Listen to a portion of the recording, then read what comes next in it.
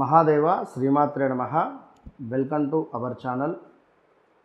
రాబోయే జూలై 14వ తారీఖు నుండి ఆగస్టు 12వ తారీఖు వరకు కూడా కొంతమేర బుధ గ్రహము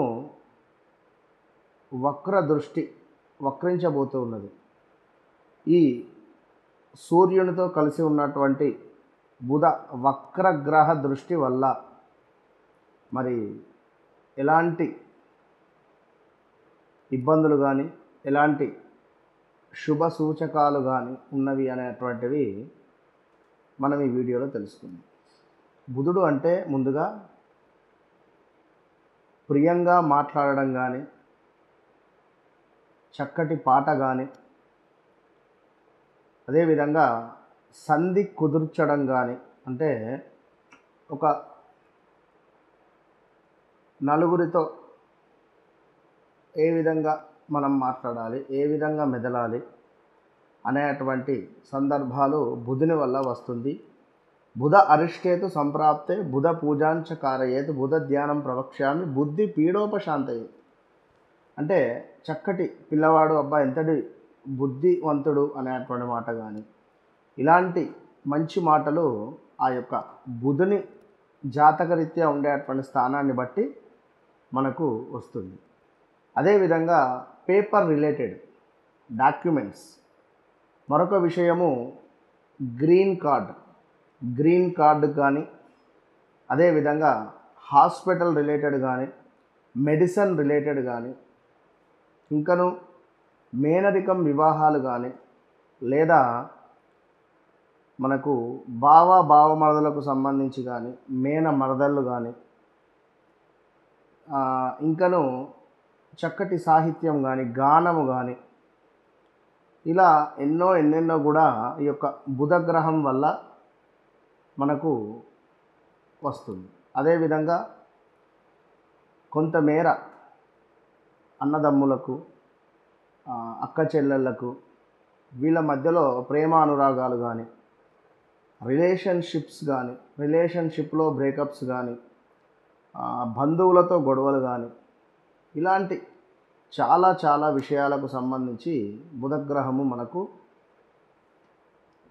అనుగ్రహాన్ని ఇస్తాడు. అంటే ముఖ్యంగా సినీ ఇండస్ట్రీకి సంబంధించి కానీ, విదేశాలలో ఉండేటువంటి వారికి ఈ యొక్క గ్రీన్ కార్డ్ రిలేటెడ్ సమస్యలు కానీ, ఏమైనా డాక్యుమెంట్స్ పోవడం కానీ, డాక్యుమెంట్స్ రిలేటెడ్ ఎక్కడైనా మనం తాకట్టులో పెట్టినటువంటి సందర్భాలలో అవి విడిపించుకునేటువంటి పరిస్థితులు కానీ, చక్కటి కవిత్వం కానీ, చేతి రాత అద్భుతంగా ఉండడం కానీ, అదేవిధంగా చార్టెడ్ అకౌంటెంట్స్ కానీ, సిఏ రిలేటెడ్, ఇంకనూ ఎన్నో విషయాలను మనము రాశి వైజ్గా ఈ ప్రతి రాశి వారికి సంబంధించి మనం తెలుసుకునేటువంటి ప్రయత్నం చేద్దాం. కన్యా రాశికి సంబంధించినటువంటి అధిపతి బుధుడు. మరి కన్యా రాశికి సంబంధించినటువంటి బుధుడు వక్రం చెందడం ద్వారా కన్యా రాశి వారికి జరిగేటువంటి లాభం ఏమిటి అంటే, షేర్స్ పెరగడం కానీ, షేర్ మార్కెట్లో అద్భుతమైనటువంటి లాభాలు గడించేటువంటి పరిస్థితి కానీ, షేర్ మార్కెట్కు సంబంధించినటువంటి ఏదో ఒక ప్లస్, ఉదాహరణకు 10 రూపాయలు అంటే జస్ట్ 10 రూపీస్ ఉన్నటువంటి సందర్భంలో 50-60 రూపాయలు కానీ 100 రూపాయలు కానీ వచ్చే పరిస్థితి ఉంటుంది. ఎందుకంటే శనైశ్చరుడు మీ యొక్క లగ్నాన్ని చూస్తున్నాడు. బుధ శని కొన్ని స్థానాలలో ఉండడం వల్ల ఈ యొక్క షేర్ మార్కెట్కు సంబంధించి అద్భుతమైనటువంటి ఫలితాలు మీకుంటుంది. సో 10వ భావంలో అంటే 11వ భావంలో ఉన్నటువంటి బుధగ్రహము గమనించుకోండి. సో ఏకాదశ స్థానం సూపర్. మరి ఇట్టి షేర్స్ కావచ్చును, లాటరీలు కావచ్చును, గుర్రపు పందాలు కావచ్చును, ఆన్లైన్ గేమ్స్ కావచ్చును, తప్పకుండా ఇందులో ముందుకు వెళ్ళేటువంటి వారు మంచి విజయం పొందేటువంటి పరిస్థితి ఉంటుంది, గమనించుకోండి. అదేవిధంగా కొంతమేర మీ జాతకంలో బుధుడు కనుక నీచలో ఉంటే ఇవన్నీ కోల్పోయే పరిస్థితి కూడా ఉంటుంది, అది కూడా గమనించుకోండి. మరి ఇంకను ఈ యొక్క కన్యా రాశి వారికి చూసుకున్నట్టయితే 11వ భావం అంటే 10వ భావానికి సంబంధించి అంటే మనకి ఇక్కడ చార్టెడ్ అకౌంటెంట్ కానీ, ఇంజనీరింగ్ రిలేటెడ్ కానీ, అదేవిధంగా ఈ రిలేటెడ్ చదువులో ఎవరైతే ఉన్నారో వీరికి మంచి గుర్తింపు కానీ పేరు ప్రఖ్యాతలు వచ్చే పరిస్థితి ఉంటుంది. చదువులో ఏమైనా బ్యాక్లాగ్స్ కానీ ఇంకేమైనా ఉన్నా కూడా అవి ఏమైనా ఎగ్జామ్స్ ఉన్నా ఇప్పుడు రాసే సందర్భాలలో ఉన్నా ఈ బుధుడు మంచి రిజల్ట్ ఇస్తున్నాడు. ఇంకను ఈ చార్టెడ్ అకౌంటెంట్ కానీ ఇంజనీరింగ్లో ఉండేటువంటి జాబ్ చేసేటువంటి వారికి కొత్త కొత్త అవకాశాలు కానీ కొత్త కొత్త వర్క్స్ కానీ ఇలాంటివి వచ్చేటువంటి పరిస్థితులు కూడా గోచరిస్తూ ఉన్నాయి, గమనించుకోండి. సో అదేవిధంగా ఈ యొక్క కన్యా రాశి వారికి ధన కనక వస్తు వాహన ప్రాప్తి కూడా గోచరిస్తుంది. గృహంలో శుభకార్యాలను నిర్వహించుకునేటువంటి పరిస్థితి ఉంది. అదేవిధంగా సత్కీర్తి, మంచి పేరు ప్రఖ్యాతలు, బంధుమిత్రులతో ఆనందకరమైనటువంటి జీవితాన్ని గడిపేటువంటి అనుగ్రహము బుధుడు మీకు ఇవ్వబోతున్నాడు. కనుక ఈ యొక్క బుధుడిని మనం ఏం చేయాలి? బుధుడు అంటేనే చక్కటి గానం, పాట. మంచి పాట వింటే మనకు ఎంతటి మనసు తృప్తి అవుతుందో ఆ విధంగా ఉంటుంది హృదయానికి సంబంధించి.